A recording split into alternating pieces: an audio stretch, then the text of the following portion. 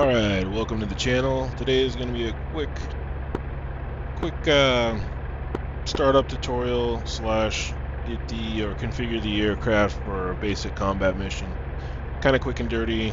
The hows and the what behind each should be fairly quick. First things first, we are on the TTI server, which is a PvE server, and we are in the Hollywood Hills at a remote FARP. Now, there is a bug associated with this FARP. Occasionally you'll get a fuel transfer failure when you go to start the engine, so a quick fix for that is we're going to hook up the external ground power unit. So first I'm going to go over to the master ignition and select battery. We'll wait for the EUFD to power up. Once that's powered up, we'll go ahead and request the ground crew give us a GPU. Chief, turn on the ground power. While we're waiting for that, I'll come over to the comm panel and go from Vox to PTT, and that gets rid of the Ground clip. power is now on. Alright, we got good GPU power. We'll go ahead and back down to the master ignition and select external power. Alright, full disclosure, I'm using wind control, combat panel, Orion 2 throttle stick, and the PTO2 and a verbal collective, so you may see me do some things on screen without the cursor moving, and that'll be why. Alright, we'll go ahead and get the APU started. I'll go ahead and close my door.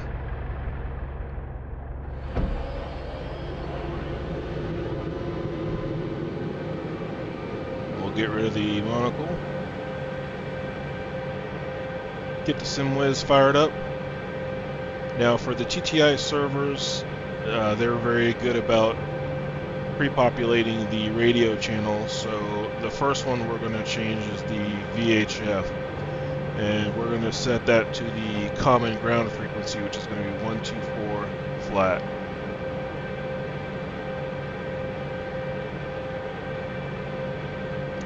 As well, we're at an uncontrolled FARP, so we're going to use the common CTAF frequency, which is 251, so same thing. And then the common rotorcraft frequency is 30.flat FM, and then I'll rock her down to FM2. That's what I like to use for DataLink. Now, I'm not flying with anyone today, but we'll go through how to set up DataLink. It's very easy. First, I'll go down to my right MPD, select TSD, and we'll go to util, and if you notice, the aircraft is trying to grab satellites. So it'll be at its most accurate when all these are zeros or 0.001, close enough. For now, we're not going to worry about that. We're going to go back to TSD. We're going to go to show, and I want the TSD to show me the CPG's cursor plus cursor info. I also want to select threats and targets, chord show, friendly units, enemy units, plan targets and threats. That's good for using DataLink to send position reports as well as target locations. So we'll go down here to phase, select attack, and make sure we box enemy units, then come back to nav. While we're still waiting for the aircraft to grab satellites, we'll go ahead and set up the weapons. I'll select weapons page. I like the manual range for my gun to be auto when I'm at the pilot seat. And then I like to use a custom code for my laser. It just cuts down on deconfliction. Most everyone uses the standard 1688. We're going to go for a custom code. Very easy to set. All you're going to do is select code, frequency, select your frequency channel. I like kilos, so we're going to box that. Come over to the computer, and I'm going to insert my custom code. That's set. We're going to back out. Now you notice set LRFD, and we want to box that new code. Same thing for LST, same thing for channel. Now with the TTI servers, you also have auto JTAC, so we want to set to the JTAC frequency for this server. For Syria, it's going to be 1686. So much the same way, we're going to select code, frequency, Bravo, come over to the computer, 1686, enter, and we verify 1686. We'll back out, go to channel, select channel 2, and we got 1686, good to go there. Go back to channel 1, we'll select missile, and verify that our primary is at kilo, LST is at kilo, LRFD is also at kilo. I'll go back to the flight page.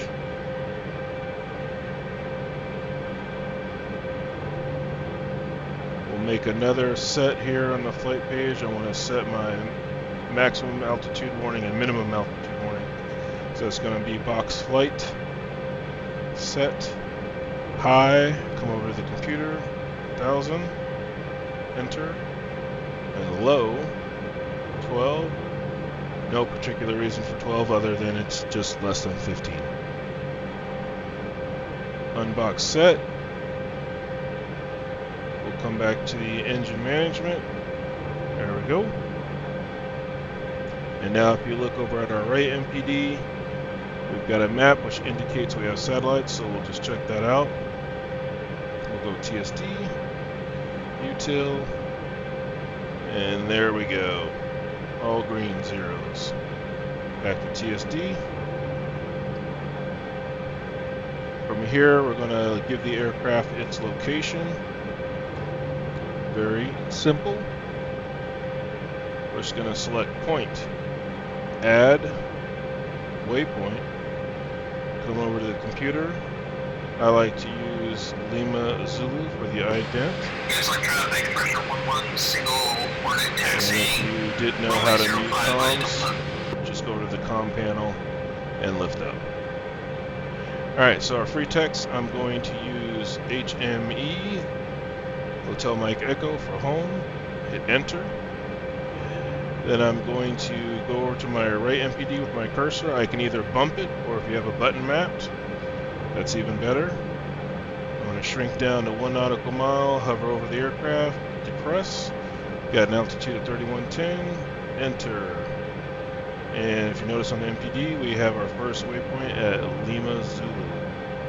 Now for the second waypoint, we're going to head over to the hard mission. So we're going to add waypoint, leave ident blank, and I'm going to use Echo November Papa for enemy position, enter.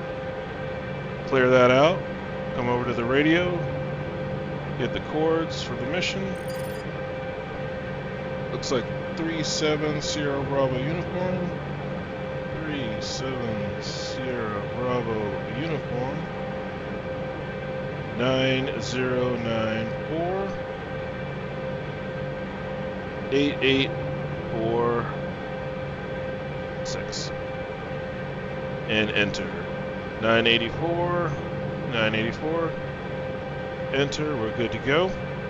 So from here, we're going to create a route, very simple, select route, add, point, go back over to your computer, whiskey 1 for waypoint 1, enter, and come over to your right MPD, select end, and now you see our first waypoint, and we'll repeat the process. So add, point, whiskey 2, enter, and end. From here I'll unbox add, select direct, and waypoint 2. And we're looking at 27.2 nautical miles. From here I'll go ahead and page my standby instrument. We're good there. My RLWR volume, I'll go to max. Alright, we are just about set, so let's go over setting up DataLink really quick. You're just going to simply go to COM page. Now remember, I said that I like to use FM2, so my frequency is 330.02. I'll come over to my preset 4 for FM2, box that guy, box net, and I want to take note of this number, which is going to be my origin number, origination number. So that's my own ship aircraft number. That's the number I'm going to give to other aircraft. Now, let's say that my partner gives me a number, Golf-31, something like that. I'm going to select member directory, and I'm going to see Golf-31, and I'm going to select add at the top, then select net again, and now I see he's Golf-31 in the number 1 slot. So now I need to add him as a team member and a primary member. From there, I'm going to unbox net. If I want to send him a message, I'm simply going to select send, current mission, and then I can send him waypoints or laser codes. So if I have already done the flight plan, I want to send it to my partner, I can just box this and he'll receive it, and all he has to do is hit the receive button. Now, your partner also has to enter your own ship number and add you as a primary and team member, and then you can share target information back and forth.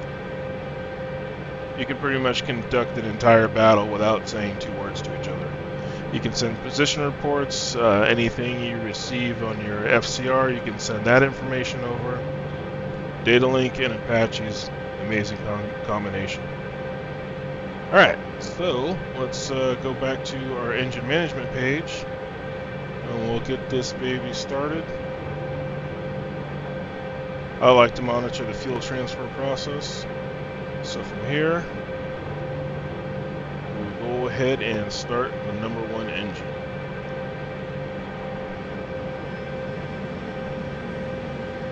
Now we're looking for a 21% on our NG. As soon as we get that, we're going to roll the throttle to idle. We got blades turning in less than 7 seconds. And we're watching our NP, our NG, and NR. And right about 45, 46 on our NR, we should see that we have perpetual combustion going. Then we can disengage the igniters.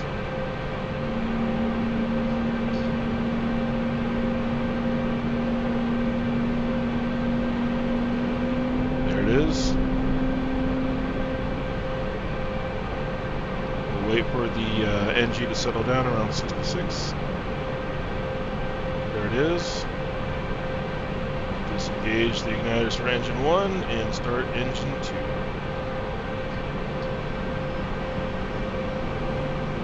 Same traffic, we're just waiting for 21%. We'll advance the throttle to idle.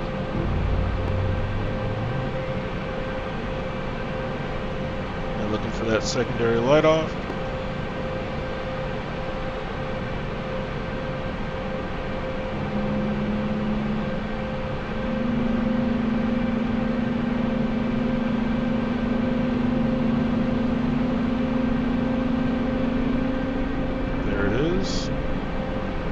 Wait for her to settle back down to 66.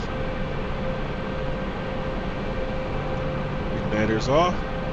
Now from here we'll have the ground crew remove the ground power unit as we're on the APU.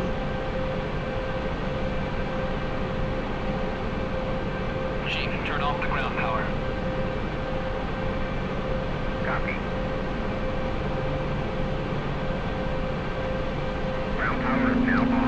Alright, that's off. We'll rocket back to battery power. We'll go ahead and get our front seater to start up his end.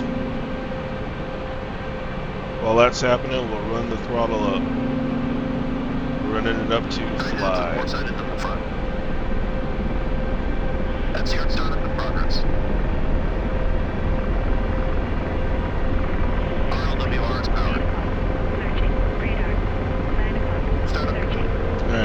Settle down around 102, we can go ahead and secure the APU. Place the cover. Good there. Now from here we got about 2 more things that we need to do. One of which is we need to check the performance page. And there are 3 pieces of information here that are fairly important. One is going to be in this column, IGE, which stands for in-ground effect. So it'll require about 83%. As well, you'll see OGE, which is out of ground effect. That's probably going to be the most important. And that's going to require 104. Now that's going to require 104% torque at this gross weight, which is 18,780 pounds. That is subject to change because, of course, in flight, we're going to be consuming fuel, and fuel weighs about 6.7 to 6.8 pounds per gallon. Why is this going to be important? It's contrary to popular belief, the Apache is part of a weapon system. It's usually 2 or more, or AH-64s. And they do come to a static position, a static hover, out of ground effect hover, to conduct business, often using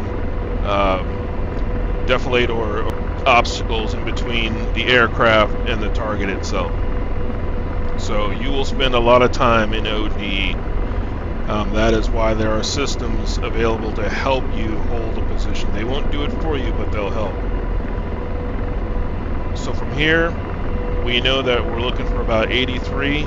The aircraft should start coming off the ground and under current conditions. And then 104 is going to be required to maintain a out-of-ground effect hover. Last thing we need to do is we need to bore sight our IHADs. So our IHAD's going to go on. We're going to go back to the weapons page, deselect missile, and we're looking for bore sight here. First, we're going to go ahead and turn on our master primary, or excuse me, our primary brightness, and we're going to select bore sight, IHADs, and we are going to actuate this button here, which is BS now.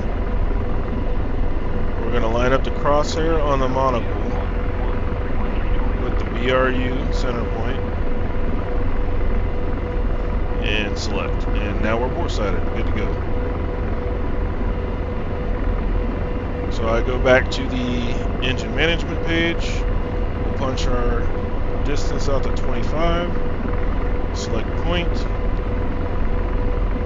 and we are just about ready to go. Check outside the aircraft. Nobody's around, good to go. We normally check in with the crew, let them know that we're green. He would advise that he's green up front. We'd then go over the radio announcing that this aircraft is green to our element lead, and we'd be ready to go. So from here, parking brake in, or as desired or required. I prefer to have the parking brake off in this instance. I'll leave the tail wheel locked. I'll centralize all the controls. I'll cover the anti-torque pedals with my feet, and I'll begin applying collective.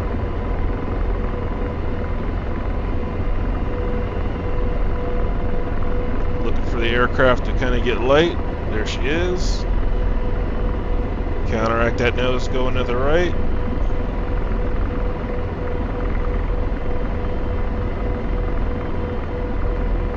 We'll neutralize that drift. There we go.